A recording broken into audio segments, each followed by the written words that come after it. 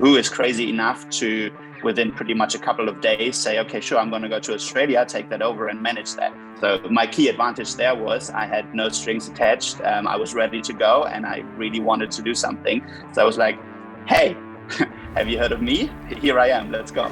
Do you think that curiosity can be trained, or do you think it's just like deeply ingrained in your personality? Can you learn curiosity? Probably not. I don't think it's something where you just take a course on, I've never heard of a course on curiosity, right? So I don't think it's something that you sign up to and are like, right now I'm really not curious, but at the end of this course, I'm going to know everything about curiosity. I don't think that's how it works. My key advice is there is no key advice. Okay, welcome back everybody. I'm super excited to be joined by Fabian. And Fabian, thank you so much for taking the time. Thank you. Really good to speak with you today. And thanks for your time. Likewise. So how early did you find an interest in business? How early? Geez. Probably in school already. What we had in school was the typical business clubs, business challenges, whatever you want to call it. So these little games that you do in your business classes or politics classes, whatever, where you are, I don't know, you're just facing a challenge like start a company, what would you think about, or just write a business plan, those kinds of things. And I always found that really interesting because it's just, you're doing something, right? Different from the more theoretical, typical schoolwork that you do very frequently. That was just go out there, get your hands dirty, do something, build something. And I've always liked the idea of creating something from nothing, of building something that has an actual impact on the real world. So that is probably the first time or the first times that I had touch points with that and that I really got into it. Interesting. I think some people just love to build stuff, right? Doesn't really matter what it is at the beginning, but what were sort of the first projects you remember? Did you take anything out of school and try to implement it in real life at the beginning? I think in school, not so much. They were very, very theoretical, and probably like most people, when you are in school, when school ends, you're kind of stopping to think about it and do other things, right? So that was not necessarily the time to take something out of it, especially because the idea we had were, I don't know, I think there were more concepts to get the general idea of how to build and not necessarily something where we were like, okay, let's hit the road running. We have to build this. So that fire that you need to really go through with it wasn't really there. That probably came later at university stage. But the general feeling of this is what it takes to get going was there. And I think that was the first seed, if you will, that was planted. What was the mindset at university stage? What was the trajectory you started out? Because you did some pivoting in your own career. So how would you summarize that journey? Because you had some pit stops and some pivoting along the way, right? I love a good pivot. And as you say, pivoting both in life and in business keeps it interesting. So changing it up every now and so often is probably something that makes a lot of sense. No, I mean, I started out studying law. Not entirely sure why. I think two key drivers there. One, I found a really great law school in Hamburg. I was born and raised in Hamburg, and I wanted to come back to Hamburg after school. So that was a good excuse to do that. And at the same time, I was always very interested in politics, in arguments, in just thinking through ideas, and also loved the good lawyer movies and all of those things. Suits started a little later than when I started university, but always obviously something that a lot of people love, right? So those kinds of ideas were there, and I was like, okay, sure, sounds like a great idea. Let's go and study law. I don't know, like 10 weeks into it, I realized this has nothing to do with what they're showing on TV. So probably the paperwork is much more important than the actual doing and being in court and being awesome side of things. So the good thing there was I had something to do. I had something to study, really good university, nice people around me. And we had an entrepreneurs club there. So a couple of alumni who were quite successful in starting their own businesses, had started that a couple of years back.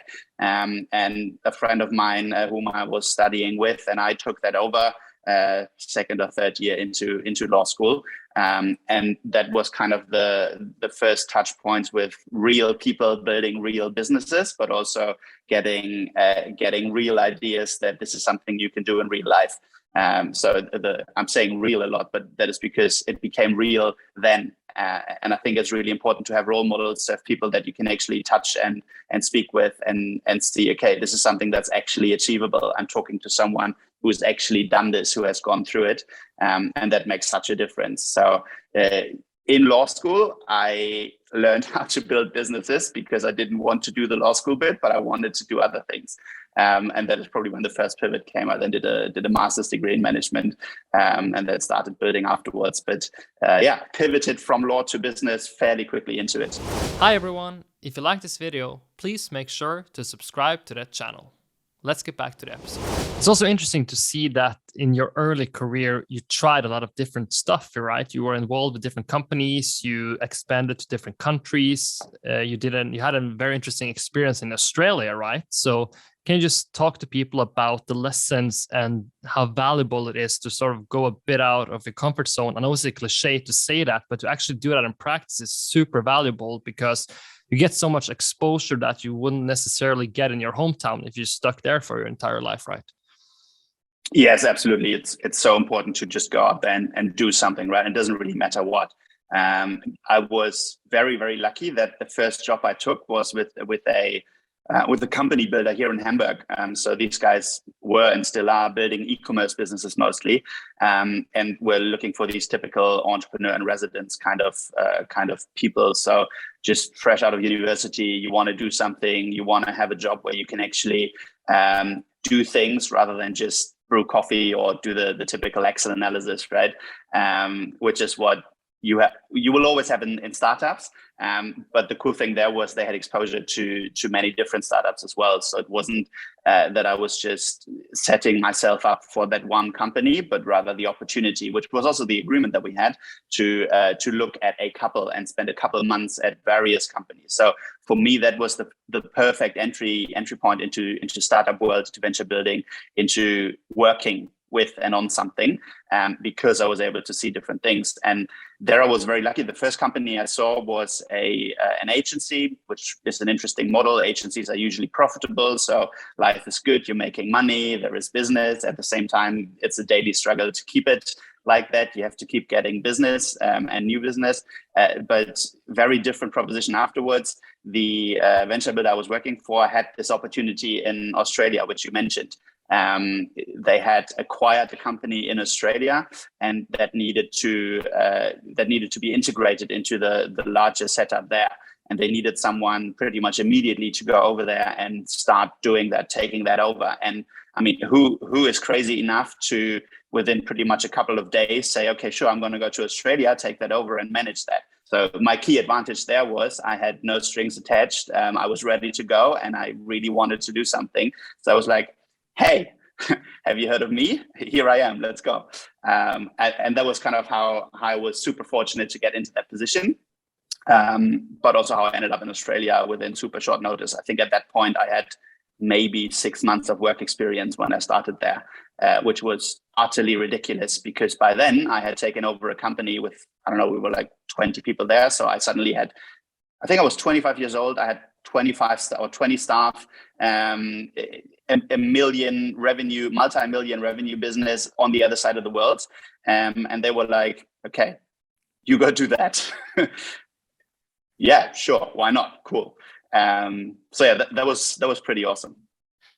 It's super interesting to think about, the advantages of being a bit naive, but also on the counterbalance, be able to take calculated risk. But looking at your career, how important has it been to be a bit naive and to just say to yourself that, okay, this is a big challenge, but I'm betting on myself to be able to step up to the game and also, manage to find a way here, because you have to have sort of that mentality in order to take those challenges on, right? You can't just sit back comfortably. That's going to create, not the excelling career that you potentially want to try.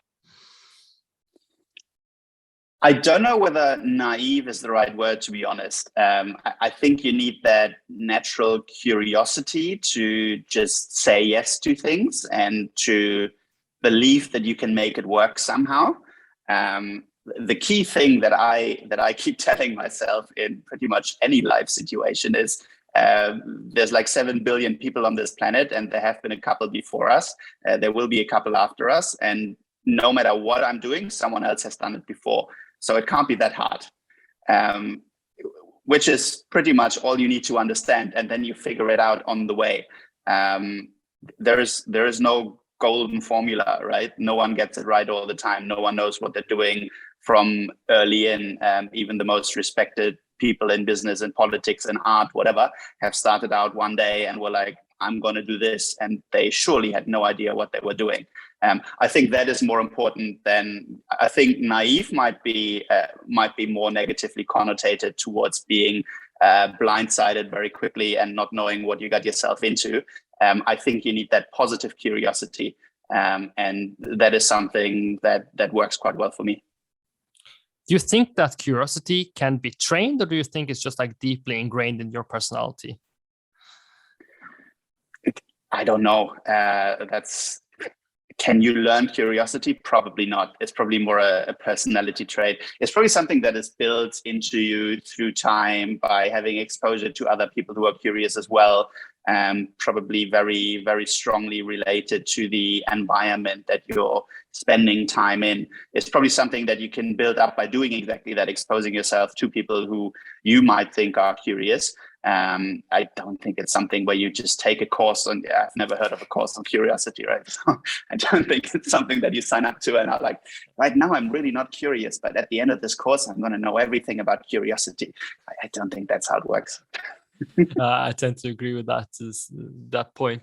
Just looking at entrepreneurship in general, obviously you've been involved in several companies, you started several companies. We're going to talk about Kudona today, of course.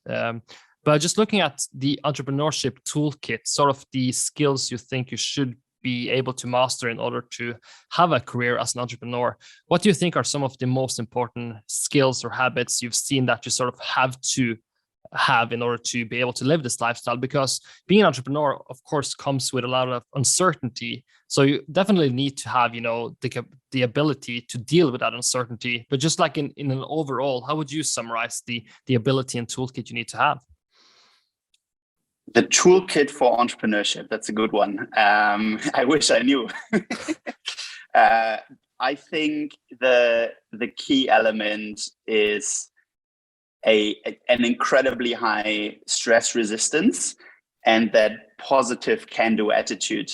Everything else, I mean, of course, I don't know, if you go in finance, you should probably understand numbers a little bit. If you want to build a construction company, you should probably know something about that. And even if you're a doctor and you want to build up your own practice, you should be a good doctor. So I think the fundamentals for whatever you want to do should be there, of course, but it's the in between the lines bits, the soft skills that matter so much more, because I mean, right now we're in the middle of a global crisis that is something we've not experienced for over a decade, right? So it adds to the stress that you're experiencing already. And I think it's so important to, no matter what life, what other people, what even press or I don't know, customers throw at you, you just deal with it. And same as before, right? Other people have done this before. They have succeeded in this. For some reason, it has worked out in the end.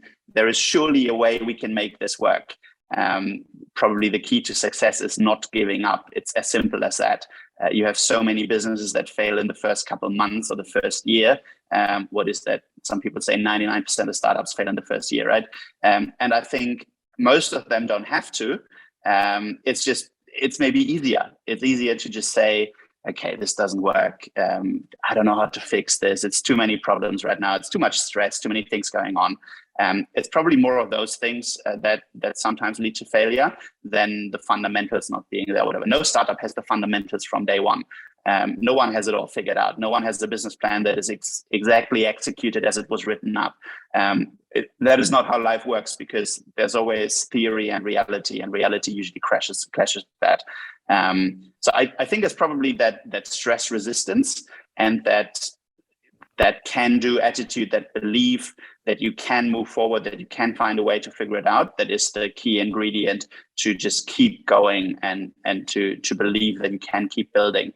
And that probably works if you have a team with you that shares that. So we here at Kudona, for example, are super fortunate that we have been 3 founders from early on. Actually, one of them is my brother. So that alone means, hopefully, ideally, that we can speak quite openly and constructively with each other. Family sometimes fights, of course, but at the same time, you've been through life together. So, I mean, if I can't talk to that person, then who can I talk to, right? And I think founders teams of 3 are usually very good because ideally you always have someone who can pick up the other 2 if 2 were to be down, right? And it just matters to have, because everyone has a down day, everyone has a bad day sometimes.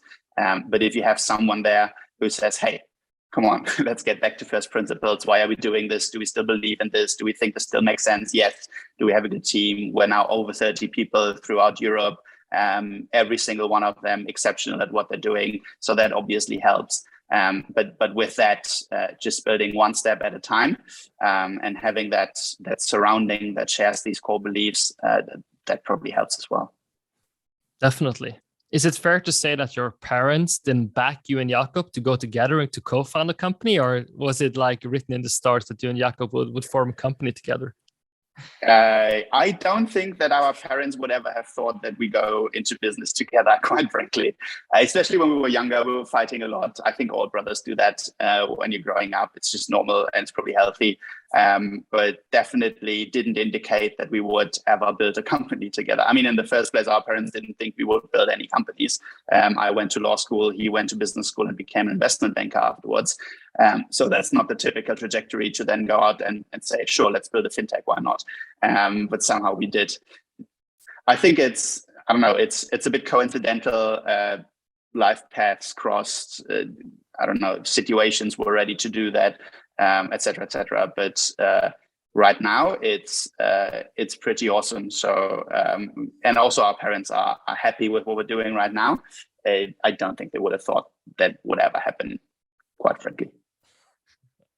Interesting. How would you define the startup scene in Germany? Because I feel sometimes it's interesting to hear the perspective from a European country and how it is to build and scale a startup in Europe versus US. Because obviously in Europe, you have many more markets, smaller countries, of course. So it sort of always impacts sort of the strategy if you're going global at least. So how would you summarize the German startup scene right now and the environment you're in? I mean, the German startup scene, I think, has evolved a lot over the last couple of years, especially more recently in the last 1 or 2. The general benefit that we have in Germany is it is a relatively large market already, right? There are 80 million people here. It is one of the largest, or it is the largest economy of Europe, and one of the largest countries in Europe that obviously comes with a lot of opportunity already. At the same time, I agree with you. You have this whole mindset thingy and stereotypical German thinking along the lines of what can go wrong rather than what can go right, which is something that is incredibly annoying because I don't understand that concept. But yeah, that's other people's problems, I guess. The cool thing is, I personally, having been in this environment now for a couple of years, know that there are so many great businesses out there, so many people building things, looking at problems and finding solutions rather than the other way around. I also think the political landscape has changed a little bit. Macron has maybe started that in Europe in general by just putting venture building on the landscape again, having this more entrepreneurs friendly mindset at a top level of government in Europe, in one of the most important countries here. And I feel like a couple other countries are picking up on that, which is great to see. And we're also seeing with businesses growing across the world and the startup economy being something that is making more mainstream media or making more mainstream news, that Europe, and Germany included, has been looking at the United States for quite some time now and was like, I mean, we're having that in talk shows now and everything, right? So people are asking the question, why do we have so many unicorns? Why do we have so many successful internet companies coming from the US and not from Europe? which is also one of the questions that Macron has been asking, right? So I think it's important that that we actually ask that question and try and find answers for it. And one of those is we need a more startup-friendly business environment. We need, for example, in Germany, I think it's something they actually claimed that they want to implement now, but you still cannot found a company digitally. You have to go to the notary and set up actual paper trails, be there in person, all of those things, which doesn't really feel like 2022. And from there, it becomes worse. There are so many other bureaucratic things that you have to do that are incredibly annoying. So there are things that need to be changed, but we're also looking at them and we're changing them. Just recently, there was a study claiming that Germany is the most crypto-friendly country in the world, which I think is a little bit ridiculous. But it just shows that other people around the world are appreciating that something is changing here and that the landscape is becoming a little more innovation-friendly, which I think is a good thing. Definitely. Let's go over to the finance space, because obviously we've seen so many different companies emerge in the fintech era, and then we have the crypto era, of course, and maybe Kudona somewhere in between, right? But what was the sort of the problems you want to tackle and why you went to the finance sector? Because there were an app initially that, of course, we have pivoted right now. But what is the story on how you or why you found the finance space so interesting from a European perspective? Because there are some macro trends, of course, in Europe that makes it very interesting to look at. Absolutely. I think we chose this space because money matters, right? It's such a stupid thing to say, but everything in life that's the world we have created. Everything in this world is connected to money, and when you innovate in that space, it is something that affects everyone. And I think especially the financial industry that has had so much negative press for the first almost 20 years of this millennia, is something that is definitely ripe for disruption and ready for innovation. And bringing the toolkits of entrepreneurship, of speed of innovation to an industry that is mostly focused on large, slow, and old school institutions, aka banks, is something that makes a lot of sense, because if you touch the lives of so many people, you can also improve the lives of so many people. And for both my brother and I, as well as Kelvin, our third co-founder, and I think many people working here, it matters whether we have a purpose in what we're doing or not. So just, I don't know, building the next colorful socks company or whatever can also be fun, but it's just not as impactful as if you have a product that can actually make people's lives better. That is why we started out with our first iteration of this, which was an ETF savings product. And now the second iteration, which is Kudona, where you just store your money, have daily access to it, and get interest on that, positive interest right now, 3.8%, which is much, much more than you get in traditional financial markets with overnight or fixed term deposit accounts, not to mention regular investment products that are currently down, very much down, and the ECB giving us negative interest forever. So I think it matters. I think it matters to have good financial products accessible to and for everyone, and make the experience 2022. It has to be digital. It has to be fast. It has to be accessible 24/7, 365. It has to be understandable. It has to make sense, and it has to help people. And I think that is where we can bring a lot of our experience together with what the market is looking for. It's also interesting when talking about finance and also just the concept of simplicity, because sometimes, finance can have a very complex background. So it's not necessarily the fact that everybody knows how the bank treat their money, right? It's not common knowledge. So how aware have you been about creating a simple and easy to use product? And this, of course, is a counterbalance in sort of to educate the consumer of what you guys are offering as well. But how has it been to balance to have like a super simple product, but also give the educational piece to sort of inform the customers on the product itself, right? Because that is sometimes a hard balance to strike. That's a good question, and it's very difficult to answer, because if you look at banks and how they operate, I don't think anyone knows. Sometimes maybe even the banks themselves don't know what they're doing, just because they are so large and they have I don't know, if you look at Deutsche Bank, for example, which is always the prime example here in Germany, just because of the name of the bank, but also the relevance on a global scale. They have just recently tried to update their IT infrastructure, which is mostly built on 70s technology. And they have, I think, spent roughly 5 billion on upgrading that system to something that is more up to date, more recent. They have given up because they said it cannot be done. Instead, they are now rehiring people that are in retirement and paying them ridiculous amounts of money to keep maintaining that system. I think they're now starting a second attempt. Apparently, there's a guy now heading up their IT department who knows what he's doing, which is great. So maybe they actually stand a chance to get it right this time. But if you just look at that, there is an institution that is so relevant in the world on a global scale in financial markets, and they are sinking 5 billion into upgrading their IT infrastructure just to find out that cannot be done.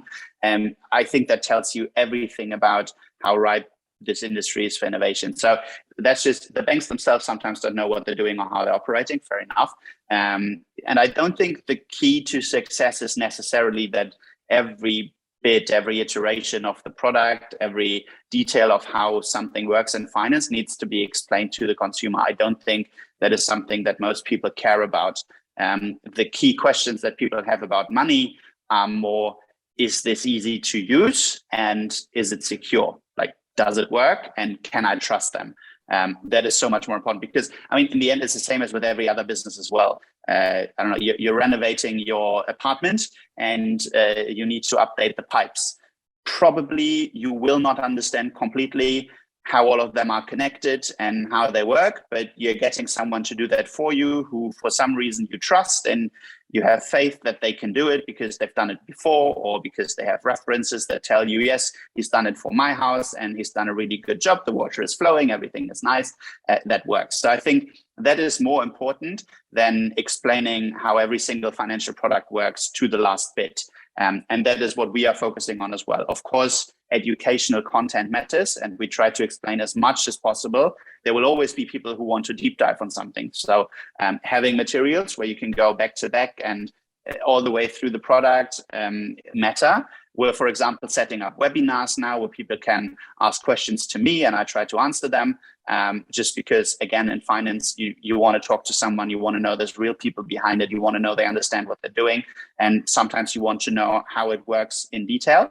But we believe that the more relevant bits are trust elements. So just having other people reiterate that, yes, this is a good product. Yes, these guys know what they're doing, and ease of use, which is why we have built this beautiful, simple, easy to use app that apparently, so the feedback so far is very easy to use, and that helps. How hard do you think it is to build that trust in the market when you're starting out, right? Because when people want to place their money, they usually hope to give it to someone they can trust, right? So, but when you start a startup, right, you have to build that trust from zero.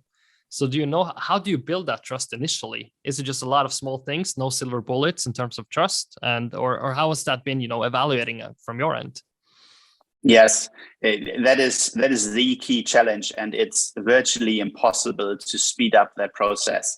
I mean, how do you build trust? You cannot build trust overnight, right? Trust is reputational. Trust is networking effect. So people using it, telling other people about it, saying it's good. They are then telling other people again.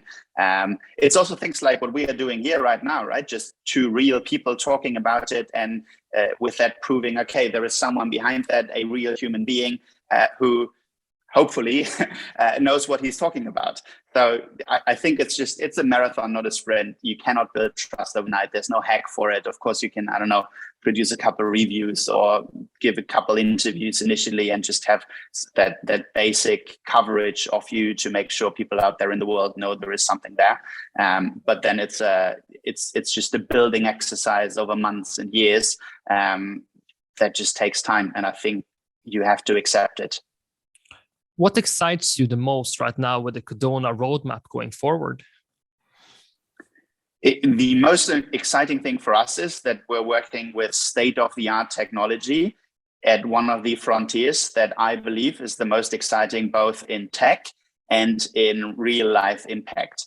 And we're trying to bring together elements from traditional finance with elements from crypto technology. So we have taken a conscious decision not to go into, I don't know, Bitcoin day trading and these ridiculously crazy crypto schemes that you can also find in other products, because we believe that is not something for the mass market. That is more of a niche, a niche quest for a very select group of people that are interested in doing that. As with every innovation, you have your first adopters, you have people who want to try it, and there are probably two kinds of people in finance: the risk takers and the others.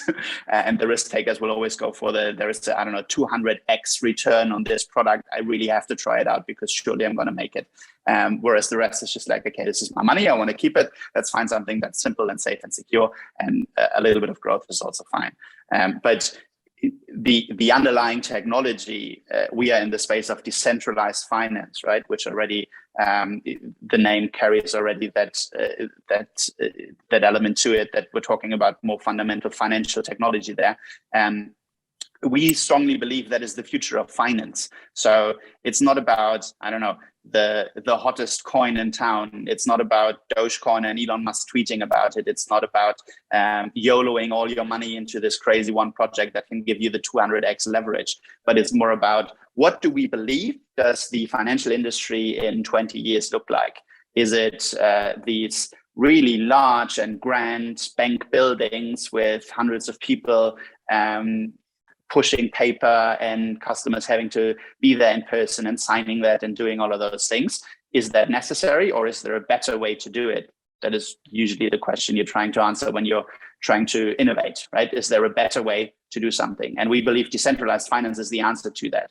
Are the existing protocols or the existing coins or the existing even projects working in this space the ones that will be around in 20 years? Who knows? Likely not. But the underlying technology, we believe, is what's going to be there. And as you said, we like to pivot. So we like to keep up with these trends. And if something new is coming up that makes more sense, we'll just shift our focus towards that. But having a solution for our customers where they are at the frontier of innovation in finance, whilst also having a product that is simple and secure, matters to us, because we believe we will matter by sticking with that and keeping to innovate in that space. I think it's interesting if you talk about decentralized finance, because for many people, it can be a bit hard to get their heads around. But if you think about it more simplistically, like you have seen this trend in media, you've seen it in tourism, with Airbnb, with media, that people sort of get more of the benefits instead of just one large corporations taking the whole pie, right? So maybe that's also a good framework just for people to understand why this DeFi space can be so massive, because at the end of the day, it's about sharing the pie and growing the pie together, more as a network instead of one large corporation, right? Yes, maybe Airbnb is a good example. Even if you look at the initial feedback that they got, where people were like, this is such a stupid idea. Why would anyone want to stay in another person's apartment when they're traveling? I want to go to a hotel where I have all the infrastructure, all of the employees taking care of me, providing breakfast, whatever. And these guys were like, no, people want to feel at home even when traveling.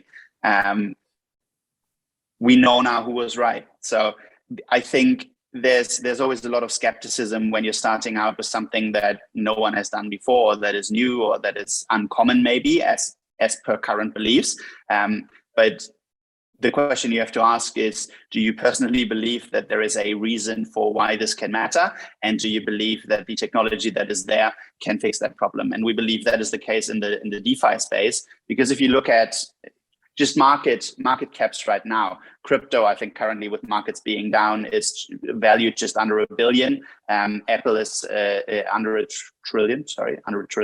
And Apple is double the size. So if you look at the market cap of one single company being larger than the entire space that is innovating the financial industry, there is likely a chance that this is going to grow over time, because there are so many smart people around the world working in the space, innovating in the space, building solutions that can outperform what banks are currently providing in that space. And I think that is what matters. That is why it is so interesting to be there. It's state-of-the-art technology, is lots of smart people putting their resources to work in that space, and it's adopted by many people in the world, but there are so many more people who can still do that. And again, one company is larger than the entire space there. So I think that is really interesting. And that is one of the key elements where we believe being in the space today, right now, even in the down market, many people say down markets are builders markets. I tend to agree, because all of the not so relevant projects get washed out, right? That is exciting, and that makes sense. Given that it seems like we are going into a crypto winter with the activity we're seeing, and you guys are building a European company, how is it to navigate all of these different European markets where some countries have different views on the crypto space and DeFi space? How challenging is that? And how would you just summarize the European market and landscape right now? It's incredibly challenging. You have, 30 odd countries where each and every one of them has different regulation in this space. So there is not the one common rule that they're all applying. The European Parliament has been working on MiCA, which is ideally the European regulation for the crypto space. Which is something that is mostly ready to go and hopefully will be implemented by Parliament this summer. Then it's another 2 years until member states have actually implemented that into law.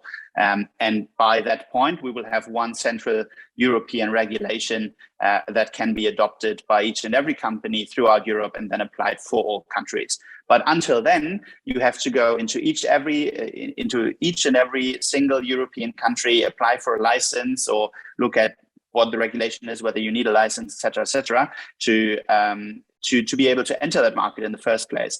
And that is obviously incredibly annoying. That is something where a market like the United States, where you have 350 million people in one country readily available, has an advantage. That's also probably the advantage that the United States have in venture building or in startups in general. If you're building a new product and your market is immediately 350 million people speaking one language, that's different from having 80 million skeptics, right? So definitely a competitive advantage. At the same time, I think crypto regulation in the United States is much more hostile towards companies than what we're seeing in Europe. I mentioned earlier in our conversation that Germany was just recently, by one of the studies, mentioned as maybe the crypto or most crypto-friendly country in the world. And I think the fact that the European Parliament is actually trying to create regulation that is true for then all of Europe is a positive indicator. We have now eradicated the thoughts of forbidding the technology. We have eradicated the thoughts of crypto getting banned, of Bitcoin getting banned. And we have also eradicated the more restrictive ideas for banning parts of decentralized finance. So with that being said and being known, the regulation that is going to be introduced will be a regulation that then creates an environment where we can build crypto products, where we can build decentralized finance products and have them legally introduced into all European markets at once, which I think is incredibly relevant for the European economy, because the financial economy or the financial industry in every country is one of the most important industries. It's one of the key revenue drivers for the country because lots of taxes are generated in that space, et cetera, et cetera. So having Europe as one of the innovation hubs with yes, regulation. And regulation, I'm actually a fan of regulation because it protects the consumer. It gives you clear guidelines as to what you can do, where you can do it. And especially when dealing with people's money, it's important to have these guidelines. But having something where it's innovation friendly and where it can be built in Europe, one of the largest economies in the world, that will probably help us remain relevant at a global stage. It's very, very well put. Just some fun final questions, Fabian. What's your favorite book you ever read? Is there any books you can recommend to the audience? My favorite book I've ever read. There are so many. I mean, as a kid, Harry Potter, of course, but I don't think that is what I should recommend to your audience, right? I don't know. I like a lot of the biographies, quite frankly, on other entrepreneurs, just because coming back to initial thoughts, you need these role models. You need real life people that have actually done things. So there's something that has always inspired me, whether it's Steve Jobs, whether it's Elon Musk, whether it's Peter Thiel. Lots of great books written by them or about them. Maybe one of the more interesting and content-heavy books that I've read, and I have to think of the name, was by the Vanguard founder, who has written about the relevance of ETFs and of diversified investments, and how people usually will not outperform the markets, but what you have to do is have a broad portfolio spread across different asset classes, or not asset classes, but different companies, because the asset class, there is obviously shares, or shares and bonds, but diversifying your risk matters. And with that, you are more likely to perform well in the market consistently, rather than just having your single bets and believing you can outperform the market, which is actually something we're applying at Kudona as well, because we believe, especially when you're in such a young space, such an innovative space, you cannot just bet on one horse. So